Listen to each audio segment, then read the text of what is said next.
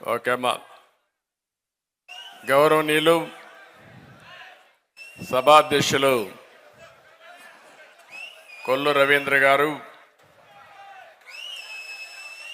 Telugu Desam party రాష్ట్ర అధ్యక్షులు గౌరవనీయులు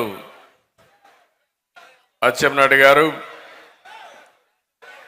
గౌరవనీయులు తెలుగుదేశం పార్టీ పాలిట్ బ్యూరో సభ్యులు, ప్రతిపక్ష నాయకులు శ్రీ యనమల రామకృష్ణ గారు, ఈ యొక్క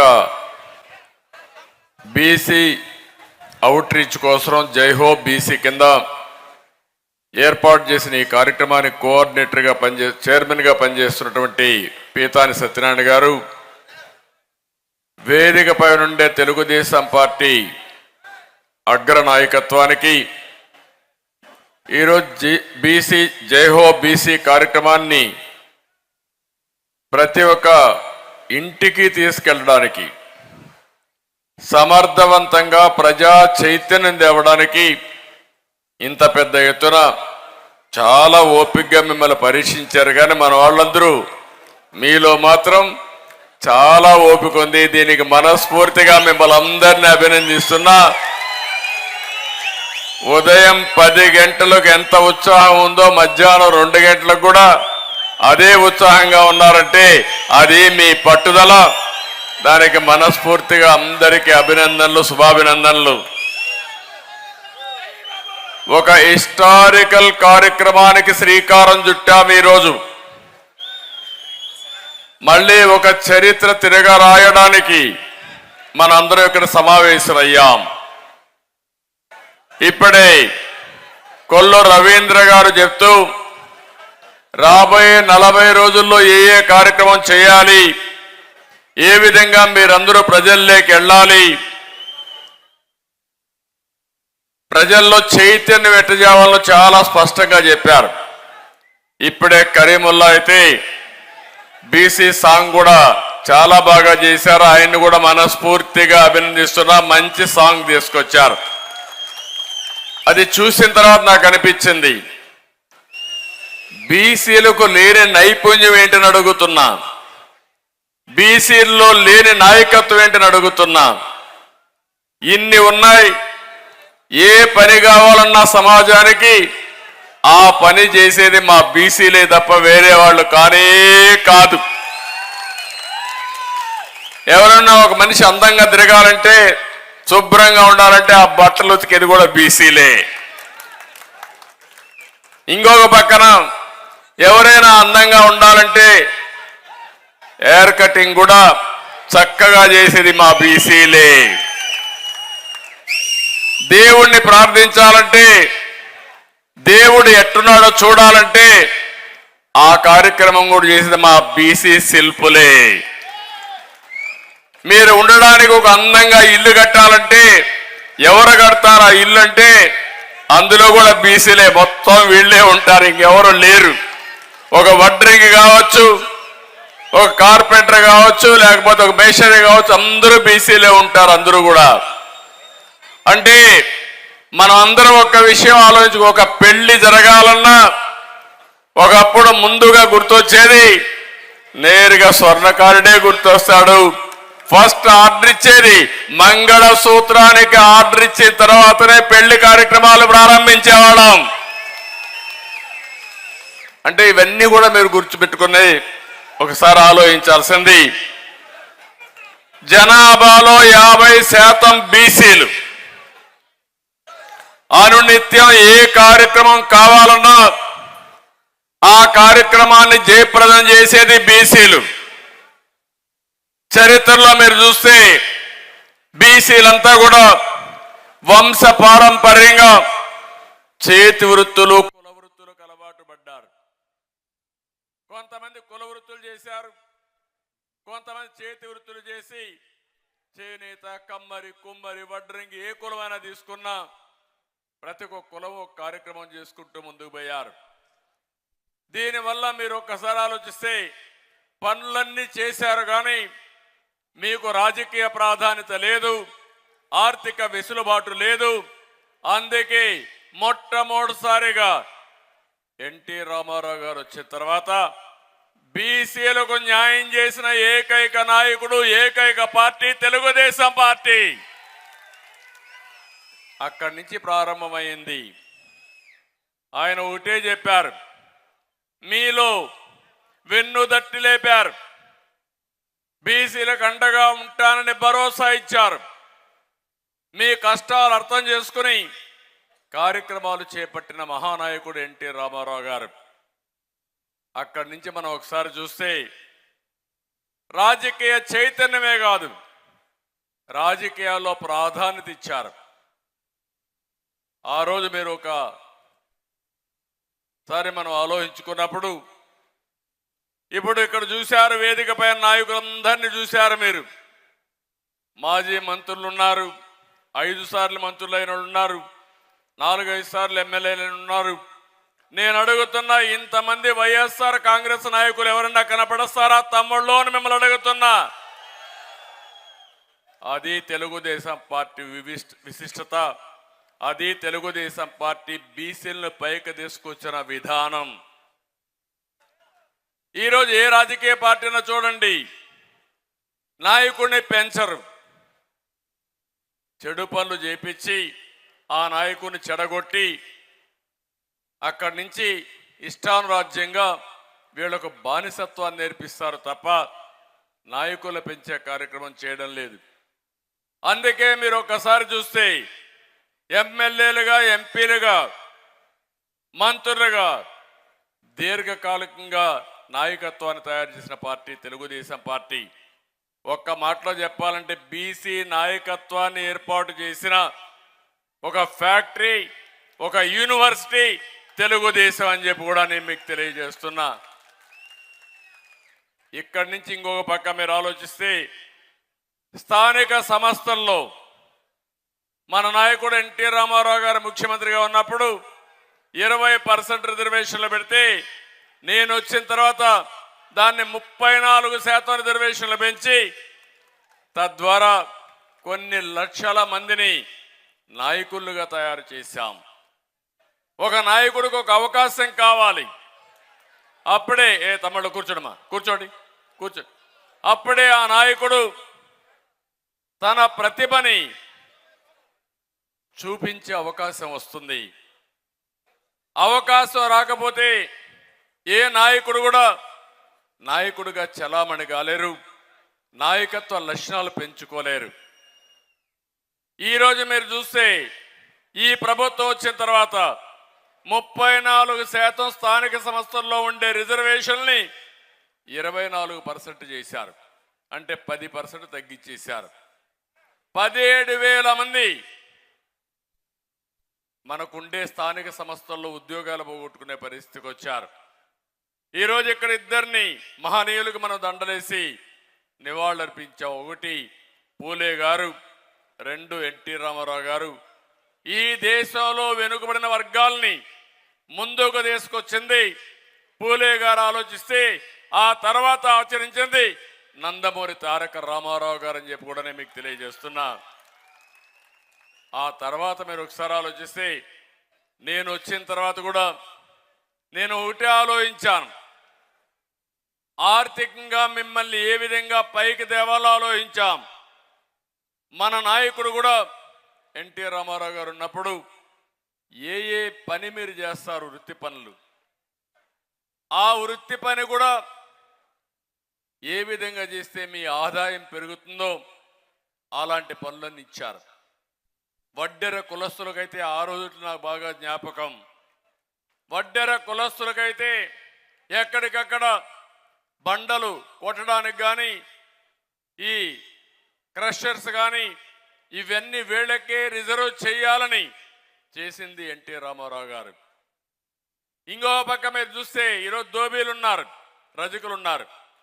రజకుల కోసం ప్రత్యేకంగా ఘాట్లు కట్టించి ఆధునీకరణకు నాంది పలికింది తెలుగుదేశం పార్టీ హయాంలోనే పలికాం. సమైక్య ఆంధ్రప్రదేశ్లో ఆదరణ కార్యక్రమం పెట్టాం. ఒక దగ్గర 400-500 రకాల ఆధునిక పనిముట్లని మీకు అందజేశాం. పోయిన 5 సంవత్సరాలు చూస్తే 1000 కోట్ల రూపాయలు ఖర్చు పెట్టి కొన్ని లక్షల మందికి ఆధునిక పనిముట్లు 90% సబ్సిడీతో ఇచ్చాం. 5 లక్షల మందికి 2 లక్షలు కానీ 10 లక్షలు కానీ ఫైనాన్స్ కార్పొరేషన్ ద్వారా సహాయం చేసి సబ్సిడీ ఇచ్చిన పార్టీ తెలుగుదేశం పార్టీ. ఈరోజు నేను అడుగుతున్నా మిమ్మల్ని అందరినీ, 4 సంవత్సరాల్లో 1 రూపాయి మీకు ఇచ్చారా అని మిమ్మల్ని అడుగుతున్నా. ఇంత మునుపు కూడా రాజశేఖరుడు ఉన్నప్పుడు నేను సవాలు విసిరేవాడిని. ఒక 2-3 కార్పొరేషన్లు పెట్టి అక్కడ కుర్చీలు బెంచీలు కూడా లేకుండా నిన్ను కార్పొరేషన్ చైర్మన్ ఇచ్చాం, నువ్వు పోయి పని చేసుకోమంటే ఎక్కడ కూర్చోవాలో తెలియని పరిస్థితి ఆ రోజు. ఈ రోజు కూడా మనం కార్పొరేషన్ మీరు చూస్తే 125 కులాలకి ఆర్థిక సహాయం చేసిన పార్టీ తెలుగుదేశం పార్టీ. ఆ రోజు మీరు ఎక్కడికైనా వెళ్ళండి, ఏదో ఒక విధంగా మనం ఇస్తే కడాన మన గవర్నమెంట్ పోయిన తర్వాత గోడౌన్లో కొన్ని 100 కోట్ల విలువ చేసే పరికరాలని మూలన పెట్టింది ఈ వైఎస్ఆర్ కాంగ్రెస్ పార్టీ అని చెప్పి కూడా నేను మీకు తెలియజేస్తున్నా. అంటే మీకు ఇవ్వడానికి వాళ్ళకి మనసు రాలేదు. గోడౌన్లో ఇవన్నీ కూడా తుప్పి పట్టిపోవడానికి సిద్ధపడ్డారు తప్ప ఈ పేదవాడికి ఇచ్చి ఆర్థికంగా పైకి తేవాలంటే మనసు రాకుండా ఇష్టానుసారంగా చేశారు. ఈరోజు నేను అడుగుతున్నా మిమ్మల్ని, కార్పొరేషన్లు పెట్టారు. ఎందుకు ఆ కార్పొరేషన్లు? కడాన 4 గీసుకోవడానికి కూడా పనికిరావు కార్పొరేషన్లు. 1 రూపాయి ఖర్చు పెట్టారా అని మిమ్మల్ని అడుగుతున్నా. ఎక్కడన్నా 1 రూపాయి ఖర్చు పెట్టారా? ఏ బీసీ అయినా ఆర్థికంగా పైకి తీసుకొచ్చే కార్యక్రమాలు చేశారా అని మిమ్మల్ని అడుగుతున్నాను. ఏమీ లేవు. ఇప్పుడు సాధికార యాత్ర అంటున్నాడు. దేనికోసం సాధికార యాత్ర నాకైతే అర్థం కాదు. ఈరోజు మీరు ఒకసారి చూస్తే నేను అడుగుతున్న ఈ ముఖ్యమంత్రిని, తెలుగుదేశం పార్టీ హయాంలో 1000 కోట్ల రూపాయలు ఆదరణ ద్వారా అనేక పనిముట్లు ఇప్పించాం, పూర్తిగా రద్దు చేశారు. దీనికి సమాధానం చెప్పమంటున్నాను. కార్పొరేషన్ ద్వారా దగ్గర సప్లైన్ మొత్తం ఖర్చు పెడితే 3500 కోట్ల రూపాయలు మనం ఖర్చు పెట్టాం. ఈరోజు సప్లైన్ ఇచ్చాం, 37,000 కోట్ల రూపాయలు మనం ఖర్చు పెట్టాం. మీరు ఈరోజు చెప్పింది ఏమని? సంవత్సరానికి 15,000, 5 సంవత్సరాల్లో 75,000, 75,000 కోట్ల రూపాయలు కేటాయిస్తామని చెప్పి 1 రూపాయి ఇచ్చారా నేను అడుగుతున్నా. మాట తప్పను, మడమ తిప్పనని చెప్పే ముఖ్యమంత్రి ఎక్కడ చేశాడో సమాధానం చెప్పమంటున్నా. పెళ్లి కారుకు మనం 35,000 ఇచ్చాం, మేము 50,000 ఇస్తామన్నారు. ఇచ్చారా నేను అడుగుతున్నా. అది కూడా ఇవ్వకుండా వదిలేశారు. బెస్ట్ అవైలబుల్ స్కూల్ 99లో ప్రారంభిస్తే దానికి కూడా డబ్బులు ఇవ్వకుండా రద్దు చేశారు. స్కిల్ డెవలప్మెంట్ సెంటర్లు రద్దు చేశారు. స్టడీ సర్కిల్ రద్దు చేశారు. బీసీ భవనాలు, కనీసం కట్టిన భవనాల్ని పూర్తి చేయని ముఖ్యమంత్రి 3 రాజధానులు కడతాడంట. అయిపోయింది ఆ పని కూడా. సుప్రీంకోర్టులో స్పష్టంగా ఏప్రిల్ తర్వాత పోస్ట్ చేశారు కాబట్టి 3 రాజధానుల ముచ్చట అయిపోయింది. మళ్ళీ ఒకే రాజధాని, అదే అమరావతి, అదే పూర్తి చేస్తాం తెలుగుదేశం పార్టీ. ఇంకో పక్కన ఎన్ఎఫ్డిబి ఫిషరీస్ డెవలప్మెంట్ బోర్డు ద్వారా వచ్చే రుణాలు తీసుకోవడం, సబ్సిడీలు తీసుకోవడం మానేశాడు. ప్రధానమంత్రి మత్స్య సంపద యోజన ద్వారా వచ్చే డబ్బుల్ని తీసుకోవడం రద్దు చేశాడు. చంద్రన్న బీమా రద్దు చేశాడు. మత్స్యకారుల పాలిట శాపంగా 217 జీవోని మేము రద్దు చేస్తే దాన్ని మళ్ళా వీళ్ళు వచ్చి మనం తీసుకొస్తే దాన్ని రద్దు చేసి ఈరోజు మొత్తం వాళ్ళు ఇష్టం వచ్చిన వాళ్ళకి ఈ సొసైటీస్ అన్ని అన్యాక్రాంతం చేసే పరిస్థితికి వచ్చాడు. చేప పిల్లల పెంపకం మనం చేపడితే ఎగుడు వదిలేశాడు. బోట్ల ఆధునీకరణ వదిలిపెట్టాడు. రజకులకు వాషింగ్ మెషిన్లు ఇస్తే అవి కూడా తీసేశాడు.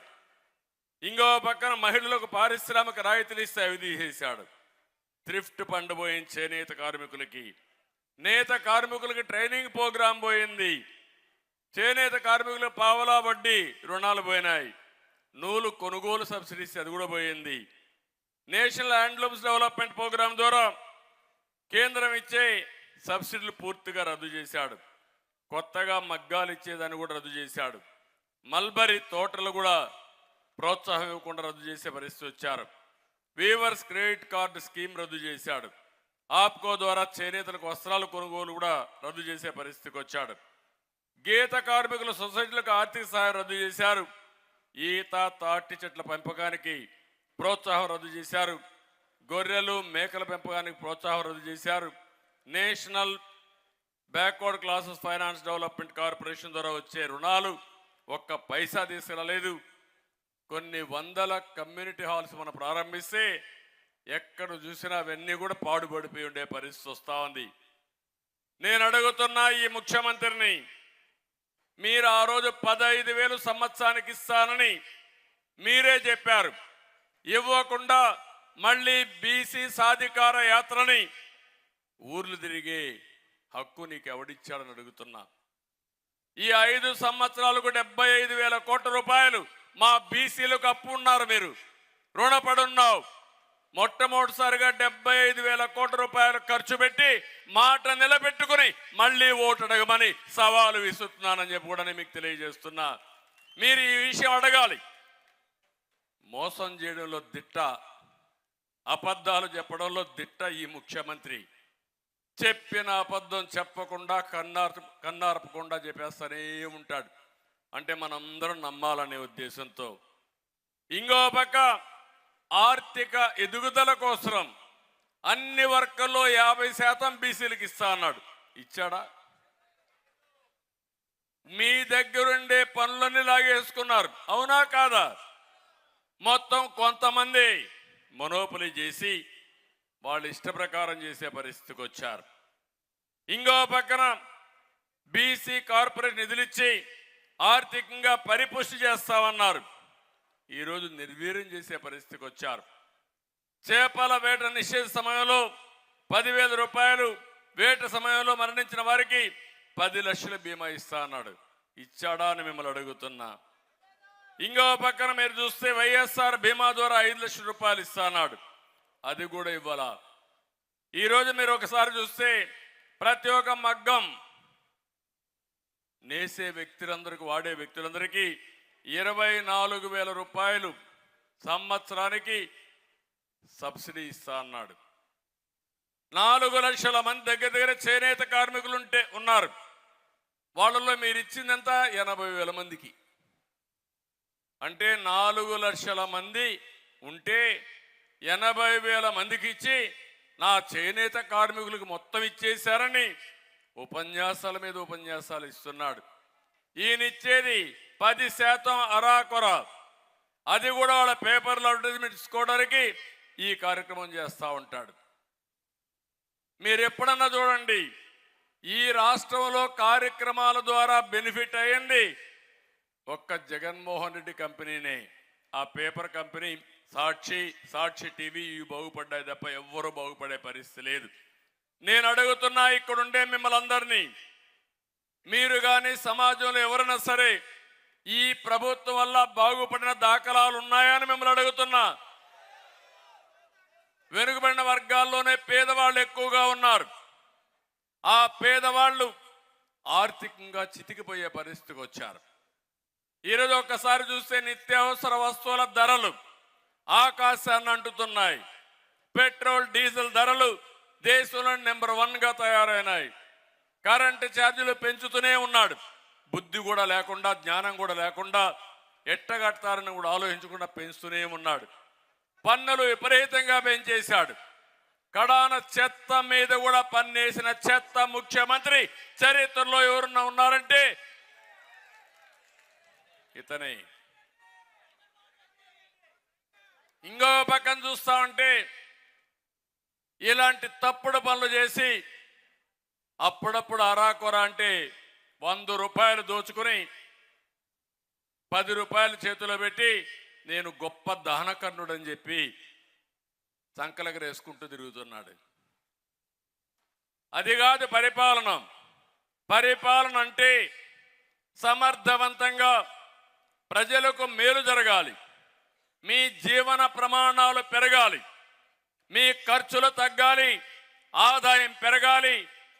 అదే సంపద సృష్టించడం. సంపద అంటే రాష్ట్రమే కాదు, ప్రతి ఒక్కరి ఆదాయం పెరిగితే, మీ జీవన ప్రమాణాలు పెరిగితే అదే నిజమైన అభివృద్ధి. ఆ మాత్రం కూడా తెలియకుండా నేను బటన్ నొక్కుతున్నా అంటున్నాడు. కానీ బటన్ బొక్కుడు విషయం ఎవరికి చెప్పాలని అడుగుతున్నా. సాయంత్రం అయితే నీకెంత ఆదాయం వచ్చిందని ఆలోచిస్తున్నారు మీరు. ప్రజలకు ఏం మేలు జరిగిందని ఎప్పుడు ఆలోచించిన దాఖలాలు లేవు. మీరు ఒక్కసారి కుటుంబాల్లో మీరు ఆలోచించండి. ప్రతి ఒక్క కుటుంబాన్ని ఒక రైతు, ఒక బీసీ, ఒక కార్మికుడు, ఒక నిరుద్యోగి ఈ ప్రభుత్వం వల్ల లాభం వచ్చిందా నేను అడుగుతున్నా. మంచి సమయం. ఈరోజు ప్రపంచం అంతా టెక్నాలజీగా ఇవన్నీ వచ్చి ముందుకు పోయే సమయంలో ఇక్కడ మన రాష్ట్రంలో చూస్తా ఉంటే అధోగతిలో ముందుకు పోతున్నాం. ఇప్పుడే ఒక ఇది పెట్టారు, రాష్ట్ర సంపదన ఎంతైతే వస్తుందంటే మనకు జిఎస్డిపి అంటాం, అంత అప్పు చేసేశాడు.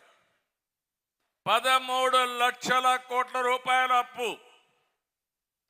కొంతమంది అప్పర్ క్యాస్ట్లు కావాలంటే వేరే రాష్ట్రానికి వెళ్ళిపోతారు, వేరే దేశాలకు వెళ్ళిపోతారు. ఇక్కడ ఉండేది బడుగు బలహీన వర్గాలే ఇక్కడ ఉంటారు. మీ రక్తాన్ని తాగుతారు రేపటి నుంచి పన్నుల రూపేణా. జగన్మోహన్ రెడ్డి అప్పు తీరుస్తాడా? మీ పేరుతో అప్పు తెచ్చారు, రాష్ట్రం పేరుతో అప్పు తెచ్చారు. ఈ అప్పు తిరిగి కట్టాల్సింది మనమే కట్టాలి. ఈ విషయం మీరంతా గుర్తుపెట్టుకోవాల్సిన అవసరం ఉంది. దీంట్లో 13 లక్షల కోట్లలో సగం అంటే 6.5 లక్షల కోట్లు వెనుకబడిన వర్గాలే కట్టాలి తమ్ముళ్ళు. 50% జనాభా కాబట్టి మీకు న్యాయం చేయాల. 50% అప్పు మీద ఎత్తినేశాడు. అదే 6.5 లక్షల కోట్లు అని చెప్పి కూడా నేను మీకు తెలియజేస్తున్నా. ఎవరైనా మాట్లాడితే ఇంకా వాళ్ళ మీద కేసులు. ఇక్కడ ఉన్నారు, అచ్చెన్నాయుడితో బోణీ చేశారు. ఆ రోజు ఫస్ట్ ఆయన్నే అరెస్ట్ చేసేశారు. అక్కడి నుంచి అందరినీ ఉండేవాళ్ళందరినీ ఎవరన్నా ఉన్నారంటే అందరి మీద కేసులు. అంటే హోదాను బట్టి కేసులు పెంచారు. కాడాసిల్లో మున్రాజమ్మ పాపం ఒక కొట్టు పెట్టుకునుంది. లోకేష్ వస్తే అక్కడ పోతా ఉంటే ఆ కొట్లో స్వాగతం పలికింది. ఆవిడ చేసిన పాపం. పడ్డాడు బియ్యపు రెడ్డి. నెక్స్ట్ డే ఆవిడ షాప్ మీద. ఆ అమ్మాయి నిలబడింది, నా ప్రాణం పోయినా సరే నేను రాజీ పడను, గట్టిగా పోరాడతాను. ఒక ఆడబిడ్డ అయినా సరే గట్టిగా ఉంది. ఆ మునిరాజమ్మ గారు ఒక రజక కులానికి సంబంధించిన మహిళ. ఆ మహిళ నీతి నిజాయితీకి నేను మనస్ఫూర్తిగా అభినందన తెలియజేస్తున్నా. అది నీతి మాలిన వ్యక్తులు మీరు. నేను అడుగుతున్నా, నిన్నే 38 మందిని ఎమ్మెల్యేలు మార్చాడంట. మార్చాడు, చూసారా తమ్ముళ్ళు ఎట్ట మార్చాడో? ట్రాన్స్ఫర్లు చేశాడు. ఈ ఎమ్మెల్యే ఇక్కడి నుంచి ఈ ఊరు నుంచి ఇంకొక ఊరికి ట్రాన్స్ఫర్, ఒక జిల్లా నుంచి ఇంకొక జిల్లాకు ట్రాన్స్ఫర్ అని. అంటే మన ఇంట్లో చెత్త ఇక్కడ ఉండకూడదు కానీ పక్కన ఇంట్లో వేసేయాల. ఇది ఎక్కడ న్యాయమో నాకైతే అర్థం కావడంలా. మంత్రుల్ని ట్రాన్స్ఫర్ చేసేశాడు. ఈరోజు 38 మందిలో 25 మంది ఎవరున్నారంటే బీసీలు, ఎస్సీలు, ఎస్టీలు, మైనారిటీస్. బియ్యపు రెడ్డిని మార్చలేదే కాళాస్తిలో. నీ పెద్దిరెడ్డిని మార్చవే, నీ ద్వారంపూడిని మార్చవే. వాళ్ళు మాత్రం మార్చే ధైర్యం నీకు లేదు. అంటే వీళ్ళు చులకన కాబట్టి కడాన బట్టలు ఇప్పిన తను కూడా పాపం ఎక్కడ పోయాడో మనకైతే అర్థం కాల. మళ్ళా సమర్థించుకునే పరిస్థితికి వచ్చారు. అంటే నేను ఎందుకంటున్నానంటే ఒక నాయకుడిని తయారు చేయడం చాలా కష్టం. ఆ నాయకుడిని దీర్ఘకాలికంలో సమాజానికి ఉపయోగపడడానికి తయారు చేయడం అనేది రాజకీయ పార్టీల బాధ్యత. నేను గర్వపడుతున్నా ఈ కొండే రామకృష్ణ గారు 42 ఏళ్ల నుంచి తెలుగుదేశం పార్టీలో పాలిట్ బ్యూరోలో ఉన్నారంటే అది తెలుగుదేశం పార్టీ ఇచ్చిన గౌరవం. ఇక్కడుండి అచ్చెన్నాయుడు గారి అన్న ఎర్రమనాయుడు గారు కేంద్రంలో మంత్రి పదవి ఇస్తే ఒకే కేబినెట్ మినిస్టర్ కింద ఎర్రమనాయుడు గారికి ఇచ్చామంటే అది తెలుగుదేశం పార్టీ చూపించిన చొరవ. వేదిక పైన ఉండే ప్రతి ఒక్కరిని ఆలోచించండి. వారి యొక్క అనుభవాన్ని గుర్తు చేసుకుని ఎక్కడికక్కడ ఒక కృష్ణప్ప కావచ్చు, ఒక ప్రభాకర్ కావచ్చు, లేకపోతే రవీంద్ర కావచ్చు, పీతాని కానీ, కాలువ కానీ, పార్సార్థి కానీ, సత్యనారాయణమూర్తి అందరిని మీరు చూడండి. ఎవరినైనా సరే మనం ఇవన్నీ చేస్తామంటే ఇప్పుడు వీళ్ళందరిపైన అచ్చెన్న పైనకే అరెస్టు, కొల్లు రవీంద్ర ఎవన్నో చంపితే ఎవడో చంపితే కొల్లు రవీంద్ర జైలుకు. ఏంటి అరాచకం? ఇంకొక కోన రవి, యనమల, అయ్యన్న, కళా వెంకట్రావు, బండారు పాపం ఆయన ఇంటికి రాత్రిలో పోతే వీరోచితంగా పోరాడి కడాని ఎవరైతే తప్పుడు కేసులు పెట్టారో వాళ్ళ కోర్టు మెట్లెక్కిచ్చే పరిస్థితికి వచ్చాడు. శభాష్. ఆ విధంగా ప్రతి ఒక్క బీసీ తయారు కావాలి. అప్పుడే వీళ్ళు భయపడే పరిస్థితి వస్తుంది. అంటే ఈరోజు మనం చూస్తే కొన్ని వేల కేసులు పెట్టారు బీసీల మీద. 300 మందిని పొట్టన పెట్టుకున్నారు. 74 మందిని అతి దారుణంగా తెలుగుదేశం వాళ్ళని కూడా చంపేశారు. ఒక్క పల్నాడులో 16 మందిని చంపారు. కడాన పల్నాడులో చంద్రయ్య ఒకటే అడిగారు, పట్టుకొని చంపే మునుపు నువ్వు ఒక్కసారి జగన్ జిందాబాద్ అను, నిన్ను వదిలేస్తావంటే నా ప్రాణం పోయినా సరే అన్నని. అప్పుడు కూడా చంద్రబాబు జిందాబాద్ అన్నాడు. అప్పుడే చంపేశారు. అందుకే నేను వెళ్ళినప్పుడు నా కుటుంబ సభ్యుడిని కోల్పోయాను, బాధపడ్డా, ఏమీ చేయలేకపోయా. కానీ పాడి మోసా, నా రుణం తీర్చుకోవడానికి ప్రయత్నం చేశా. ఒక నందం, అతని క్యాస్ట్ కూడా మీరు చూస్తే ఒక యాదవ కులస్తుడు చంద్రయ్య. ఇంకో పక్కన మీరు చూస్తే నందం సుబ్బయ్య ప్రొద్దుటూరులో ఒక చేనేత కార్మికుడు, ఒక లాయరు. అన్యాయం పైన ప్రశ్నించాడు, అవినీతి పైన ప్రశ్నించాడు. ఎవరా వ్యక్తి? ఇప్పుడు ఎమ్మెల్యే. మార్చలేదే? నీ ప్రొద్దుటూరు ఎమ్మెల్యేని మార్చలేదే? ఎందుకు మార్చలేదు? మార్చలేవు. కడమోళ్ళైతే మారుస్తావు నువ్వు. అంటే దీన్ని బట్టే మనం అర్థం చేసుకోవాలి. సామాజిక న్యాయం అనేది రెడ్లు కూడా ఎవరూ బాగుపడలేదు. ఆ విషయం కూడా మీరు గుర్తుపెట్టుకోవాలి. 4 రెడ్లే బాగుపడ్డారు. ఆ 4 రెడ్లలో number 1 Peddireddy, number 2 Vijayasai Reddy, number 3 Sajjala Reddy, number 4 Subbareddy. 4 బాగుపడితే రాష్ట్రం అంతా రెడ్లంతా బాగుపడిపోయారని మిమ్మల్ని అడుగుతున్నా. ఈరోజు రెడ్డిస్ అంతా కూడా నష్టపోయారు. రైతు అనే రెడ్డి తిరిగి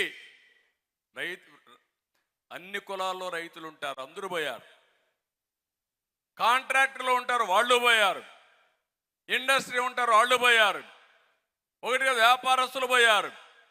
అంటే ఈ యొక్క తిక్క సమాచారంతో మొత్తం నష్టపోయే పరిస్థితికి వచ్చారు. చాలా బాధాకరం అని చెప్పి కూడా నేను మీకు తెలియజేస్తున్నా. ఈరోజు నేను ఎందుకు బీసీ రక్షణ చట్టాన్ని సూపర్ 6లో పెట్టామంటే, రేపు రాబోయే రోజుల్లో నా బీసీ జోలికి ఎవడైనా వస్తే ఆ రోజే అతన్ని ఫినిష్ చేసే పరిస్థితి రావాలి. ఒక నమ్మకాన్ని మీకు ఇవ్వాల్సిన అవసరం ఉంది. ఒక రక్షణ కవచాన్ని మీకు ఇవ్వాల్సిన అవసరం ఉంది. అందుకే ఈరోజు బీసీ రక్షణ చట్టాన్ని తీసుకొచ్చాం. ఈరోజు నేను ఒకే ఒక విషయం మిమ్మల్ని విజ్ఞప్తి చేస్తున్నా. 54 సాధికార కమిటీలు వేశాం. 129, 130 కులాలు ఉన్నాయి.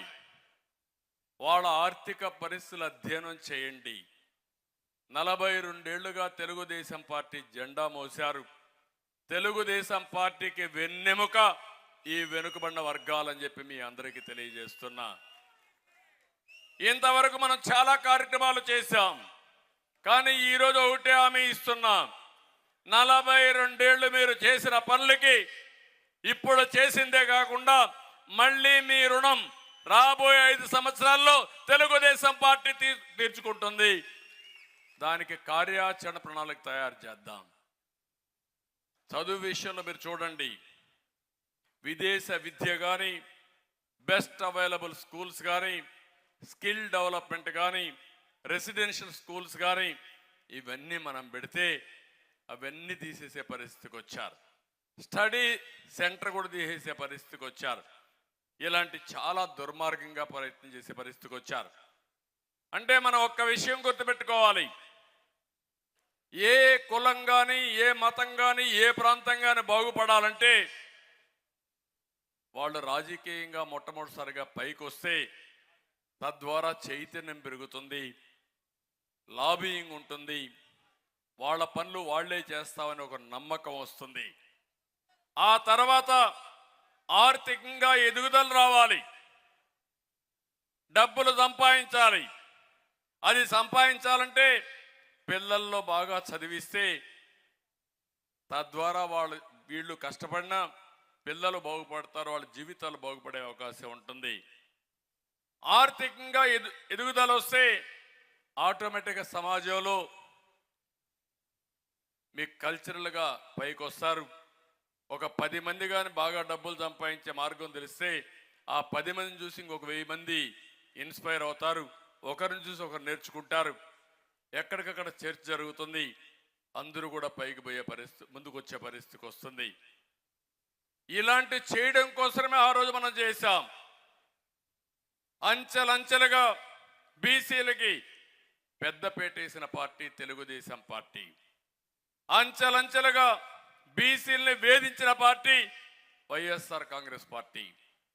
మాటలు మాత్రం కోటలు దాటుతాయి కానీ చేష్టలు మాత్రం గడప కూడా దాటవు. అది వైఎస్ఆర్ కాంగ్రెస్ పార్టీ నీతి అని చెప్పి కూడా నేను మీకు తెలియజేస్తున్నా. ఈ 40 రోజుల్లో ప్రతి ఒక్క మండలానికి మీరు వెళుతున్నారు.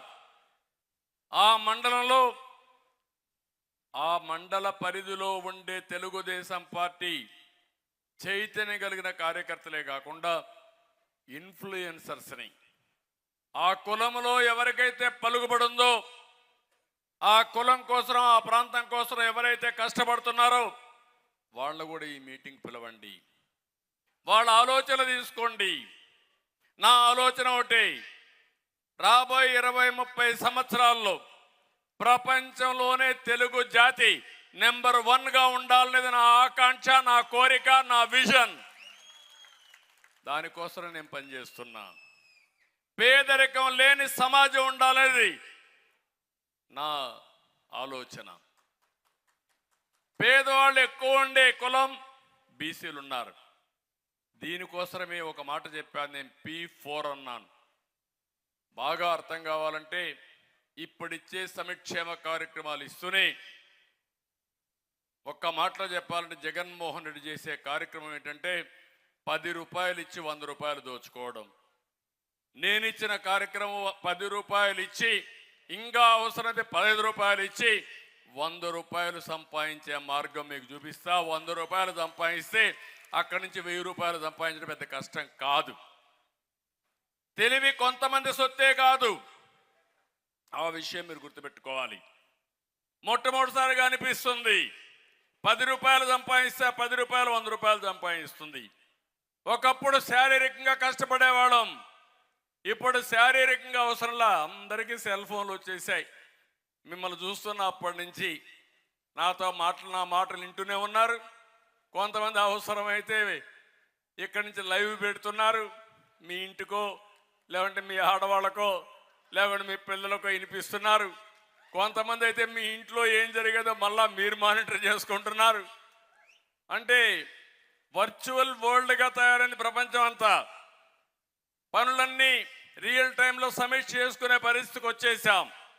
అందుకే నేను ఆలోచించేది, ఈరోజు నేను చేసిన పని మీరు ఒక్కసారి ఆలోచిస్తే 25 సంవత్సరాల కంటే ముందేసిన ఫౌండేషన్ ఈరోజు హైదరాబాద్ ఒక నమూనా. హైయెస్ట్ పర్ క్యాపిటల్ ఇన్కమ్ దేశంలోనే. ఐటీ మీ ఊర్లో పిల్లలు చాలా మంది ఉంటారు, మీ కుటుంబాల్లో ఉంటారు. అతనికి మీ ఊర్లో ఉండే వాళ్ళకి వ్యత్యాసం చూడండి. ప్రపంచంలోనే ఎక్కువ ఆదాయం సంపాదించే వాళ్ళు ఎవరంటే తెలుగు జాతి. దానికి కారణం తెలుగుదేశం పార్టీ ఆ రోజు చేసిన ఫౌండేషన్. ఇప్పుడు నా ఆలోచన ఒకటే, అది కొంతమందిని చేయగలిగాం. ప్రతి ఒక్క వ్యక్తిని పేదరికం నుంచి ఎందుకు పైకి తేకూడదు, అది చేయడం కోసమే P4 ఫార్ములా. P3 అనేది పబ్లిక్ ప్రైవేట్ పార్ట్నర్షిప్ అనేది సంపద సృష్టించడానికి పనిచేసింది. పబ్లిక్ ప్రైవేట్ పీపుల్స్ పార్టిసిపేషన్ అనేది ప్రతి ఒక్క వ్యక్తిని సంపద సృష్టించడానికి ప్రజలే ఆస్తిగానే పరిగణిస్తున్నా. ఇంట్లో 5 మంది ఉన్నారు, వాళ్ళకు భూములు లేవు. ఈ 5 మంది ఆస్తిగా పరిగణించి ఆదాయాన్ని ఎట్టు పెంచాలని ఆలోచిస్తున్నా. అది సాధ్యమని నిరూపిస్తాం. అందుకనే నేను మిమ్మల్ని అందరూ ఒకటే కోరుతున్నా, నా ప్రాధాన్యత పేదరిక నిర్మూలనలో కూడా మొట్టమొదటి ప్రాధాన్యత, మొట్టమొదటిగా ఈ వెనుకబడిన వర్గాలను పైకి తేవడమే నా లక్ష్యం అని చెప్పి కూడా నేను మీకు తెలియజేస్తున్నా. ఎప్పుడు కూడా ఒక మంచి కార్యక్రమం చేయాలనుకుంటే రాజకీయాల్లో అవకాశం ఇవ్వాలి. రాజకీయాల్లో అవకాశం ఇచ్చింది తెలుగుదేశం పార్టీకి. ఈరోజు నాకు గుర్తింపు వచ్చిందంటే ఆ గుర్తింపుకు కారణం నా వెనుకబడిన వర్గాలు తప్ప ఇంకొకరు కాదని మరొకసారి మీకు తెలియజేస్తున్నా. అందరూ కూడా సహకరించవచ్చు. దాంట్లో మొట్టమొదటి నుంచి తెలుగుదేశం పార్టీకి పూర్తిగా నమ్మింది, బలపరిచింది, కష్టాలు నిలబడింది. సంపద ఉన్నా కాదు, నా ప్రాణం పోయినా పర్వాలేదు, నేను ఒక స్ఫూర్తిని ఇవ్వాలని స్ఫూర్తినిచ్చినటువంటి బీసీల్ని నా జీవితంలో మరిచిపోలేనని చెప్పి మళ్ళీ ఒకసారి విజ్ఞప్తి చేస్తున్నా. అయితే నా సంకల్పం మంచి సంకల్పం ఉండొచ్చు, చేయాలని ఆలోచన ఉండొచ్చు, కానీ ఆ ఆలోచన అమలు చేయాల్సింది చివరి వరకు తీసుకుపోయే బాధ్యత ఇక్కడే మీ అందరికీ ఉంది. జనాభా దామాషా ప్రకారం అధికారంలో కూడా ప్రతి ఒక్కరికి భాగస్వాములు కావాలి. అంటే రేపు రాబోయే రోజుల్లో మీరందరూ కానివి బీసీల్లో ఒకటిగా చేయగలిగితే ఎక్కడ చూసినా 150 మంది ఏ పొజిషన్లో అయినా బీసీలే ఉండేట్టుగా చేసే బాధ్యత నాది. అది చెయ్యాలంటే కన్సాలిడేషన్ రావాలి. ఏదో నేను థియరీ చెప్పేసి మీరంతా రేపటి నుంచి ఇంట్లో పోయి పడుకొని రేపు మన ఎమ్మెల్యేలు గెలవకపోతే గవర్నమెంట్ రాకపోతే మళ్ళా మనం రోడ్డు మీద ఉండాల్సి వస్తుంది.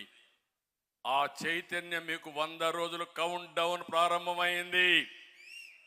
జగన్మోహన్ రెడ్డి పని అయిపోయింది, సినిమా అయిపోయింది, ఇంకేం ఉండదు. గెలిచే అవకాశం కూడా లేదు.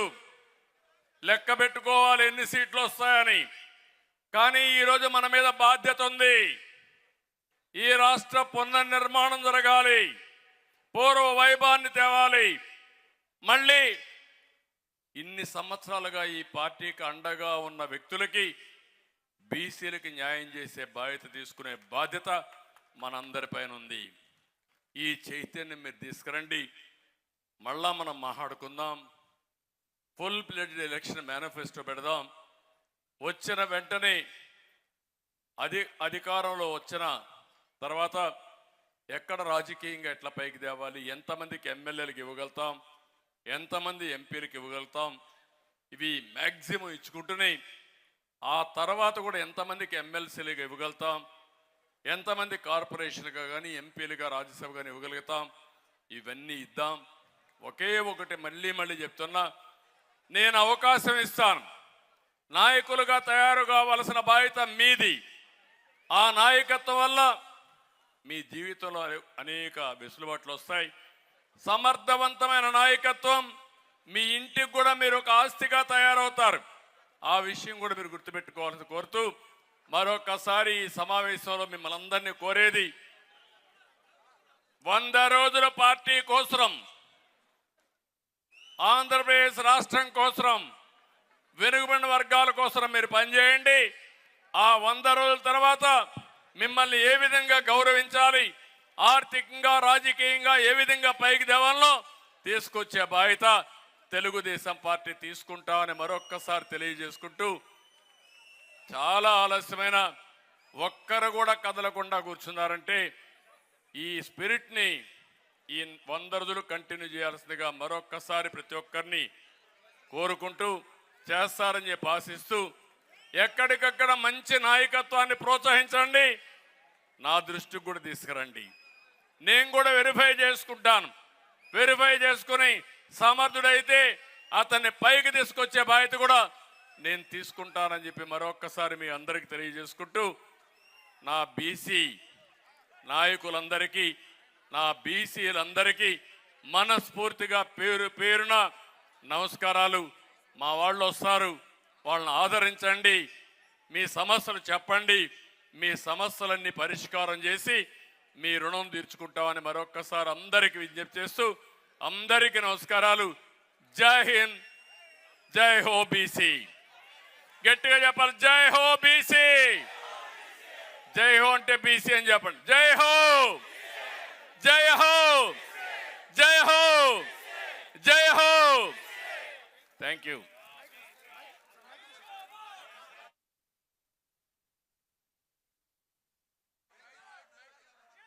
Mic okay. ఈనాటి కార్యక్రమంలో పాల్గొని